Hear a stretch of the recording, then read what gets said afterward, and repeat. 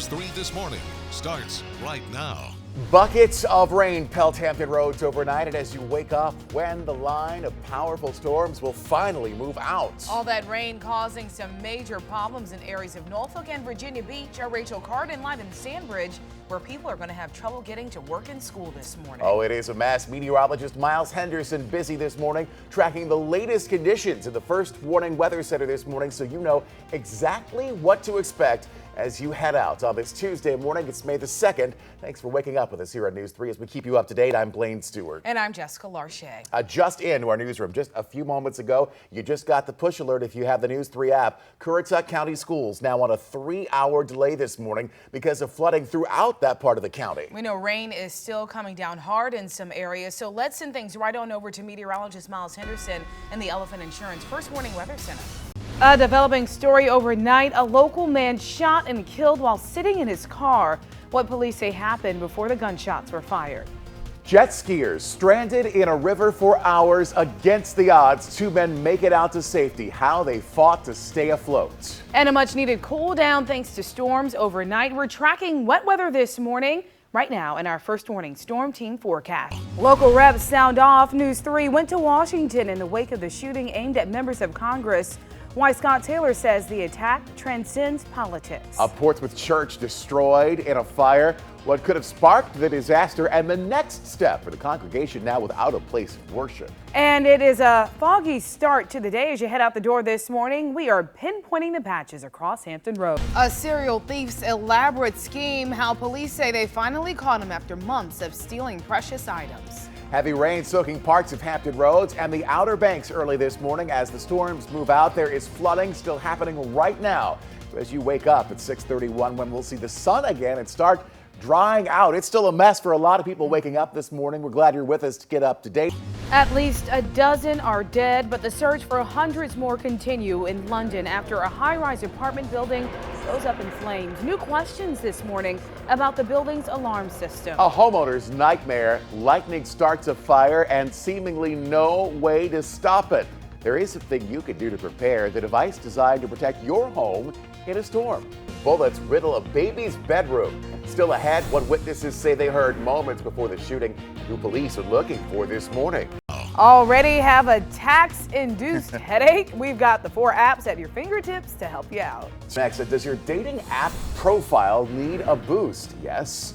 We'll show you how to get those irresistible travel pics without ever actually having to take the trip. Free meals back for one airline. Oh, I love this. Coming up next on News 3, how far you'll have to fly to get the perk and just when that deal will begin. I wonder what else you have to pay for. All right. Plus, postpartum depression isn't just for mothers. How dads-to-be can protect themselves before and after their partner's pregnancy. This is News 3 at noon, and we began with a breaking news update. A Norfolk police officer injured in a targeted chemical attack. This all happened just about 2 hours ago on North Military Highway. News 3's Jessica Larche joins us live from the scene. And Jessica, what are police telling us? Well, police are saying they are still working to learn exactly what this substance was. Thank you. Now we turn to the other big story of the day, and it is the weather. I mean, take a live look outside the News 3 sky cam. Still a lot of snow, still a lot of ice on the roads, which means another day or so to melt. News 3 is tracking the big thaw. Yes, we need to send it over now to meteorologist Dennis Brown in the Elephant Insurance First Warning Weather Center with those updates. Oh man, and we need some time to thaw out, but right now it's still bitterly cold out there. Plenty of snowfall still on the ground. This is what it looks like over Colonial Williamsburg. And new at noon, we've already learned about some school closings for tomorrow, including Accomack County schools on the eastern shore because of those slick roads. Also, CNU has canceled its classes Tuesday, and there are many more updated closings, delays, and cancellations on WTKR.com. They're also scrolling right at the bottom of your screen. And right now, for anyone heading out on the roads this afternoon, we have a first warning traffic alert for drivers. If you're trying to get from the south side up to the peninsula, 64 westbound at the HRBT has been shut down for hours. Due to a car overturned on the bridge, damaged a pole. They're now doing repairs that could take a lengthy amount of time. The backup is about 5 miles, so avoid this area and the trouble. Take 664 north to the Monitor Merrimack. News 3 First Warning Live storm team coverage continues right now in Newport News. Yeah, it's where we find Allison Mechanic, and she's checking on the road conditions for us. So, Allie, you've been up there for a little while. How's the drive been?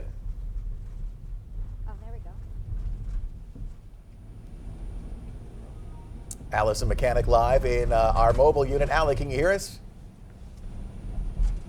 Yes, I can. Sorry, our calls dropped out for a quick second there. We're here on Jefferson Avenue in Newport News, and we've been driving the roadways all morning long. We're going to flip you around and show you exactly what we are dealing with here on Jefferson Avenue. Now, the one thing we kind of want to point out, though, is the roads up here and on the peninsula are either really, really good or really, really bad. Thank you, Ellie. Not a great picture out there. And a similar story down in Norfolk this morning. Those roads are slick and they are still covered in ice and snow. Allie mentioned the neighborhoods. Rachel Carden live in the Gant section of Norfolk, one of those neighborhoods where it's still a hockey rink. It was bad this morning. Any improvements, Rachel?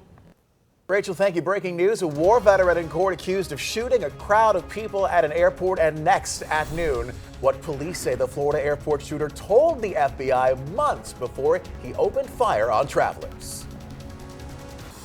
Busy afternoon on News 3. We're tracking breaking news out of Central Florida, where a police officer has been shot and killed outside a Walmart in Orlando. Right now, there's a manhunt underway for the gunman. He's been identified as 41-year-old Markeith Lloyd. Police say this guy is a convicted felon accused of killing his pregnant girlfriend last month. 14 schools in the Orlando area now on lockdown as they search for this suspect. According to our CBS affiliate there, troopers say a deputy was also killed this morning when a car hit him while he was on his motorcycle. Troopers say he was not on assignment when he was hit.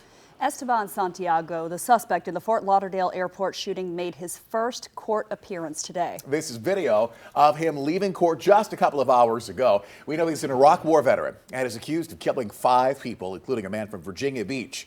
62-year-old Terry Andrus worked in Norfolk and was in Fort Lauderdale on vacation. Now, 6 others were also wounded in the chaotic scene that left travelers desperately looking for coverage. The first thing I saw was the bathroom, and I just followed my teammates into the bathroom stall and all huddled down in a corner.